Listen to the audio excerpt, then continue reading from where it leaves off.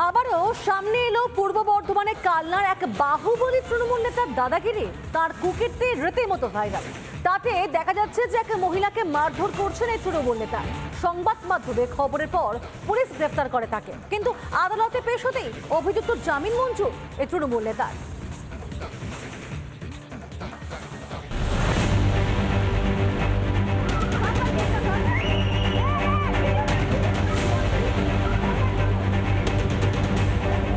জেলা জুড়ে শাসক নেতাদের চোখ রাঙানি। ঝালদায় খেলার মাঠ দখল করার অভিযোগ তৃণমূল নেতা শেখ সুলেমানের বিরুদ্ধে। বহিরাগতদের এনে মাঠে জোরপূর্বক বেড়া দিতে গেলে বাধা দেন গ্রামবাসীরা, আর তখনই শুরু হয় বচসা হাতাহাতি। ব্যাপক উত্তেজনা ছড়ায় তুলিনা গ্রামে। পরে পুলিশ এসে পরিস্থিতি সামাল দেয়। নুরুল হোদা নামে এক ব্যক্তির বাড়ির সীমানায় ছিল অপর ব্যক্তির বাড়ির প্রাচীর। শনিবার আদালতের নির্দেশে পুলিশের উপস্থিতিতে সেই প্রাচীর ভেঙে দেওয়া হয়। পরে পুলিশ চলে গেলে নুরুলের বাড়িতে চড়া হয় পঞ্চায়েতের উপপ্রধানের অনুগামীরা। ভেঙে ফেলা হয় ঘরের বেশ কিছু আসবাব, চলে লুটপাট। দুজনকে মারধর করার অভিযোগ ওঠে। শনিবারই কালনা শহর তৃণমূলের সাধারণ সম্পাদক গোপাল তিওয়ারির বিরুদ্ধে জোর করে জায়গা দখলের অভিযোগ ওঠে। স্থানীয় এক মহিলা বাধা দিতে গেলে বাড়িতে এসে চড়াও হন গোপাল তিওয়ারি। ভাইরাল হয় মহিলাকে মারধর করবার ভিডিও। শুধু তাই নয়, আক্রান্ত মহিলার পরিবারের সদস্যদেরও মারধর করা হয় বলে অভিযোগ ওঠে। আগের দিন আমার শাশুড়িকে মারধর করে, তো আমরা ওনাকে এই হসপিটালে অ্যাডমিট করাই। আমার বোন ছিল, ছেলে মেয়ে বাচ্চা, ওরা তো শিশু, ওদেরকে পর্যন্ত মারধর করে। ঘরে মেয়েটার শরীরটা খারাপ, মেয়েটার জ্বর এসছে, মেয়েটাকে পর্যন্ত মারধর করে। আক্রান্ত মহিলার অভিযোগে শনিবার রাতেই গ্রেপ্তার করা হয় গোপাল তিওয়ারিকে। মোট 6টি জামিনযোগ্য ধারায় মামলা রুজু করা হয়। এরপর রবিবার ধৃতকে পেশ করা হয় কালনা আদালতে। জামিন মঞ্জুরও করে দেয় কালনা আদালত। নতুন আইনে 351(2), 79, 115(2), 117(2) এবং 3 ও 4 ধারায় তার বিরুদ্ধে অভিযোগ আনা হয় এবং লার্নেড কোর্ট উভয় পক্ষে শোনার পর জামিন দেন। জামিনযোগ্য অপরাধ যেহেতু ছিল সেই জন্য তার বেল হয়েছে। জামিনের বিরোধিতা তো আমি যেখানে পাবলিক প্রসিকিউটর আছি, যেখানে বেলেবেল অফেন্স থাকে, সেখানে বিরোধিতা করার কিছু থাকে না। আবারও এলাকায় দাপিয়ে বেড়াবে শাসক নেতা গোপাল তিওয়ারি।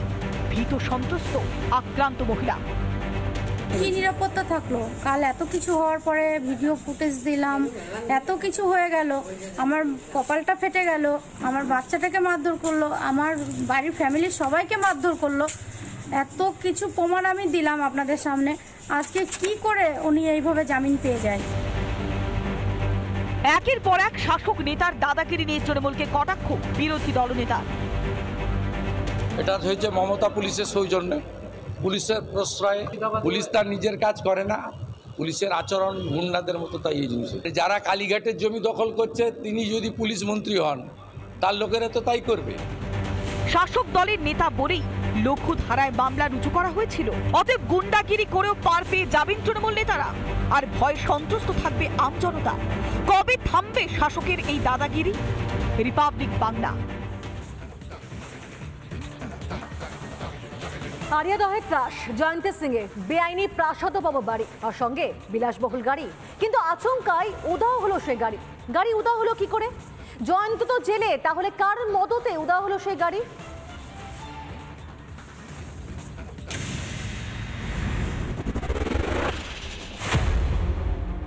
প্রাসাদের মতো বাড়ি, তবে এখানেও সমস্যা। অন্যের জমি দখল করে তৈরি হয়েছে নাকি এই বিশাল বাড়ি।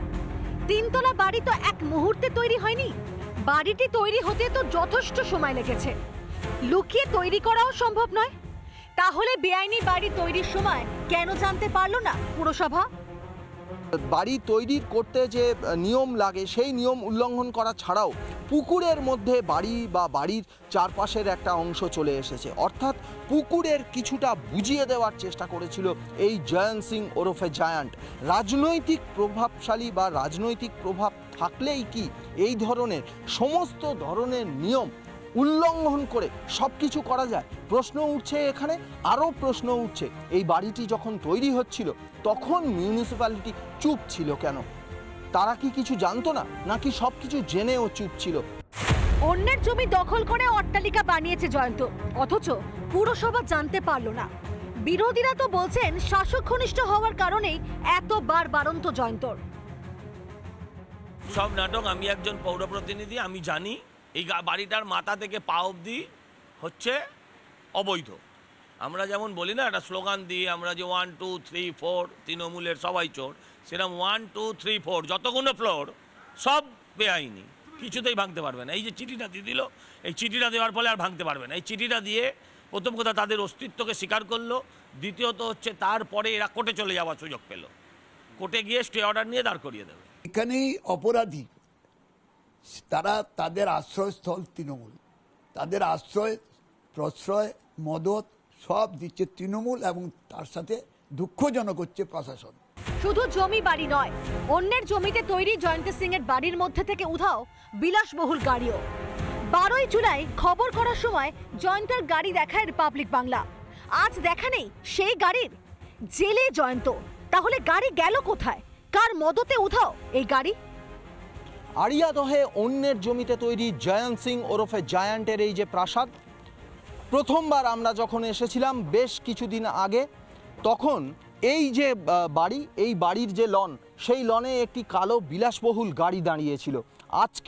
আজকে বেশ কিছুদিন পরে সেই গাড়িটি কিন্তু উধাও, এবং গাড়িটি তার নিজের নামে রেজিস্ট্রেশন ছিল না, এটাও শোনা যাচ্ছে। তাহলে গাড়িটি গেল কোথায়? তাহলে কি জয়ন্তের গ্যাং এখনো সমান সক্রিয়? সৈকত পালের রিপোর্ট, রিপাবলিক বাংলা।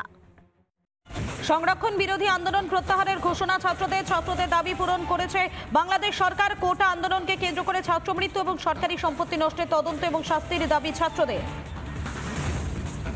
সংরক্ষণ বিরোধী আন্দোলন প্রত্যাহার, ছাত্রদের দাবি পূরণ করেছে বাংলাদেশ সরকার।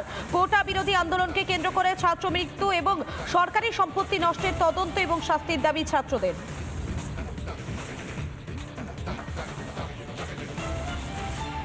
প্রধান দাবি ছিল কোটার যৌক্তিক সংস্কার, যা ইতিমধ্যে সরকার পূরণ করেছেন।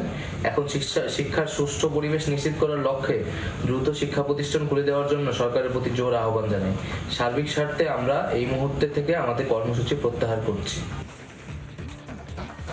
আরও একবার জানাবো আপনাদেরকে, বাংলাদেশ সরকার ছাত্রদের দাবি পূরণ করেছে এবং সে কারণেই সংরক্ষণ বিরোধী আন্দোলন প্রত্যাহারের ঘোষণা ছাত্রদের। কোটা আন্দোলনকে কেন্দ্র করে ছাত্র মৃত্যু এবং সরকারি সম্পত্তি নষ্টের তদন্ত এবং শাস্তির দাবি ছাত্রদের।